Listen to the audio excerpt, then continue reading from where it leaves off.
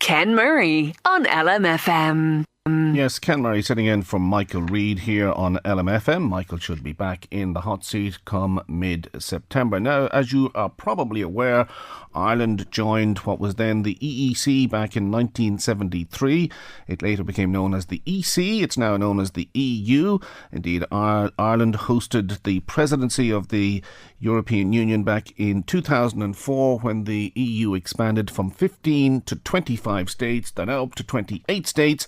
And following every European elections, a layer of people leave and they have to be replenished. This creates loads of openings and opportunities and careers, and it seems there's lots of jobs going a-begging in Brussels and Strasbourg as we speak. Jennifer Carroll McNeill is Minister of State with responsibility for European affairs, and she joins me on the line right now. So, Jennifer, lots of jobs going. Where exactly are these vacancies?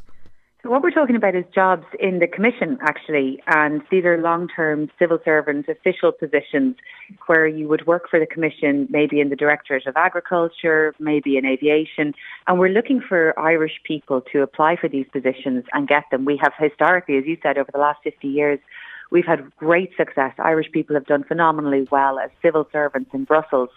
And there's now a new competition coming up, maybe at the end of 2024 or at the beginning of 2025. It's a competition for graduates in particular. If you have a second language, and let's face it, most people in Ireland do. We have Irish and English, in quite a natural way, and maybe somebody has French or Spanish or German or something as well. And you take this exam and you become an EU civil servant working in the Commission or working in one of the EU agencies. And it's a hugely attractive position. The starting salary is excellent. I mean, it's €5,000 net a month, living in Brussels with all of the different allowances and supports and extras that come with it. And it's an opportunity to work in European policy on some of the cutting edge issues for a global bloc. And I was speaking with one guy this week who tells me he's starting a position shortly, an Irish gentleman who's starting a position within the Directorate of Agriculture. He's going to be working on greenhouse gas emissions in the next Common Agricultural Policy. What I'm so pleased about is that I know now there's an Irish official in there working, yes, on European policy, but with an Irish nuance, with an affinity for Ireland, an understanding of Ireland, and it helps increase our strategic power, our influence in Europe, to have really great Irish people working right across the Commission. And the reason that I'm trying to tell people is that so that we can get Irish people to apply for these jobs, if you go on our website, ireland.ie/EU jobs, you'll see links to all of the different information that you need. But the Irish government wants to help Irish people get these jobs. So we're going to help you with interview training. We're going to help you with the exam preparation for this exam that you need to do. We're going to put all the supports and resources behind that we can to make sure that we get, Irish people applying and being successful as they have been in the past and being the real influences of Europe for the future. So what you're trying to do is to try and get as many Irish people into the Commission so that as the years roll on, the Irish influence can determine policies that are beneficial to Ireland. Is that one way of looking at it?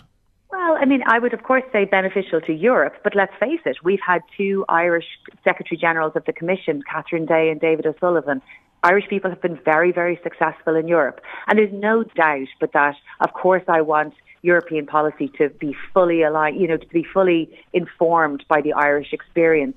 There'll be about 900 of these jobs ultimately. About 300,000 people are going to apply from across Europe. Why shouldn't young Irish people get these extremely well-paid, extremely interesting, extremely influential jobs? It's good for them as individuals, but it's great for Ireland as well to have, our best sons and daughters in Brussels shaping European policy and being extremely well-paid to do it. Jennifer, you touched on languages earlier on. I mean, whether somebody can speak Irish or French or German, how much of a necessity is the second or third language in terms of making it easier to get one of these positions? It's very important. I mean, the reality is that part of the exam has to be done in the second language, but if your first language is Irish, don't forget your second language may be English. So, it is important for the exam, no question about that.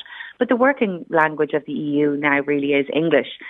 This is about getting through that exam, and it is a competitive exam, make no mistake. Anything worth having is hard to get.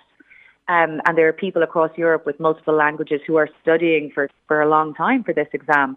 But the people from Ireland who have done this before have done very well. We just need more Irish people to be aware that this is available to them and that we want to help you get the jobs. But Irish people have done extremely well in Europe, and I expect that this new cohort of Irish graduates, of Irish young people, or indeed people who are mid-career already and have spent a few years working in, aviation, engineering, law, linguistics, any different field, that they will be competitive in getting these positions and really setting themselves up for the future in a phenomenal career for the next 5, 10 or 20 years if they wanted to within the European Commission. Sure. Is there a quota system in place? And what I mean by that is, if there's, for the sake of a figure, 500 vacancies, does X amount have to go to Ireland? Does X amount have to go to Germany? Does X amount have to go to Sweden? Or is it purely... No, they don't have to, but there is a sort of a guiding rate where Ireland should have about 1.6% of all of the positions. Now we're a bit below that at the moment. We have 513 Irish people working in the Commission at the moment. I'd very much like to see it closer to 550, 600 as time went on. So that we don't have to, but it is a sort of a guiding principle, and there's no question but that we're below that at the moment. And while we've had brilliant people come in and move through the ranks, they're very senior now in the Commission, and they're getting to the stage where they're coming close to retirement. And we need, as a state, we need to be conscious to replenish that. And I want the sons and daughters of Louth and Meath and Westmeath and right across Ireland to be right at the front of the opportunities, and that's why I'm on radio telling them and their parents or anybody connected to them. Maybe they're finishing up in college, maybe they've finished up a little while ago, maybe they've been working for a year or two. This is a phenomenal opportunity with the starting salary of the equivalent of 92,000 in Ireland when you look at all the allowances and the tax rate and everything else. So these are phenomenal opportunities, and as I said, 300,000 people across Europe are going to go for it. I want to see Irish people going first and Irish people getting the benefit of this phenomenal opportunity. OK, well, you've been on a publicity push over the last number of weeks and days on this issue.